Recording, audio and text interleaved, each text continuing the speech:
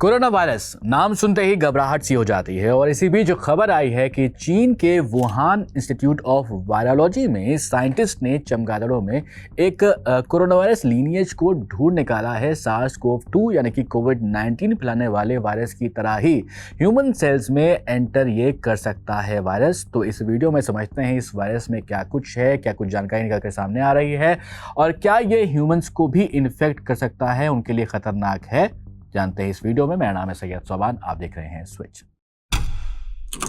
सबसे पहला सवाल ये कि नया वायरस जो है वो क्या है। तो नए वायरस का नाम है HKU5-CoV-2 और ये मर्स यानी कि मिडिल ईस्ट रेस्पिरेटरी सिंड्रोम फैलाने वाले वायरस के फैमिली से ही कनेक्टेड है। SARS-CoV-2 की तरह ये वायरस भी ह्यूमन ACE2 रिसेप्टर प्रोटीन के जरिए ह्यूमन सेल्स में एंटर कर सकता है, इसके अंदर ये पावर है। इस वायरस पर की गई रिसर्च को पिछले हफ्ते सेल नाम की एक जर्नल में पब्लिश किया गया था। साइंटिस्ट ने बताया कि कोरोना वायरस की तरह ये एक चमगादड़ के एनल स्वैब सैंपल में पाया गया था और लैब एक्सपेरिमेंट्स में ये सामने आया है कि वायरस ह्यूमन सेल्स को इन्फेक्ट कर सकता है। अब सवाल ये है कि क्या ये चिंता का विषय है। तो अमेरिका के CDC यानी कि centres for disease control and prevention ने मीडिया एक संस्थान है CNN नाम का, इंटरनेशनल मीडिया आप जानते ही हैं, उस प्लेटफॉर्म को बताया है कि जहां पर ये जो रिसर्च हुई थी और उसमें जो फाइंडिंग्स निकली है उसके बारे में वो जानते हैं, लेकिन अभी ये वायरस किसी तरह से खतरा नहीं है। CDC ने कहा कि वायरल डिजीज एक्टिविटी पर नज़र वो बनाए रखेंगे और ज़रूरी अपडेट लगातार देते रहेंगे। यहाँ पर आपको बता दें कि साइंटिस्ट का कहना है कि ये जो नया वायरस है कोविड-19 फैलाने वाले वायरस जितना प्रभावी अभी नहीं है, ये रिसर्चर्स ने खुद बताया है, लेकिन ये रिसर्च वुहान चाइना की लैब में पाई गई है, हुई है। इसलिए इस खबर से लोगों को जो है थोड़ा सा चिंता का विषय हो रहा है, क्योंकि 2019 में आपको याद होगा कि अंत में चीन के वुहान में ही ये वायरस पाया गया था। अब सवाल ये कि क्या ये नया वायरस आने वाले वक्त में खतरा बन सकता है। तो CNN की रिपोर्ट के मुताबिक डॉक्टर अमीरा रोइस, जो जॉर्ज मेसन यूनिवर्सिटी में प्रोफेसर हैं और ग्लोबल हेल्थ एंड एपिडेमियोलॉजी की एक्सपर्ट हैं, उनका ये कहना है कि इस फाइंडिंग को लेकर घबराने की अभी ज़रूरत नहीं है। उनके हिसाब से जिन साइंटिस्ट ने ये एक्सपेरिमेंट्स किए हैं उन्होंने खुद इस बात को कबूल किया है कि इस वायरस से अभी घबराने की ज़रूरत उतनी नहीं है।